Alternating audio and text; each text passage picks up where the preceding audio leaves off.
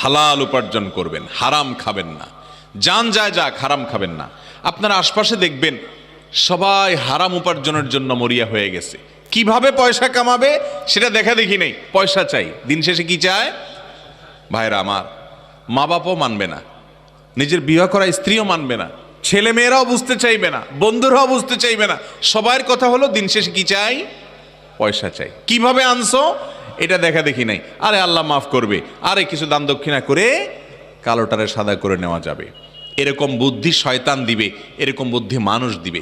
এবং এই বুদ্ধি না মানলে সমাজে আপনার কোনো বেইল থাকবে না। হুজুররাও দাম দিবে না, কারণ পয়সা নাই। হুজুররাও দাম দিবে না, কারণ পয়সা নাই। তো পয়সা আছে, হুজুরও বলবে হাজী সাহেব, গাজী সাহেব, নারায়ে তাকবীর, সুবহানাল্লাহ, আলহামদুলিল্লাহ। ঠিক না বে ঠিক? এই ভয়ে 2 নম্বর পথে যদি উপার্জন করা শুরু করে দেন তো আপনার ইসলাম সেখানে শেষ করে ফেললেন।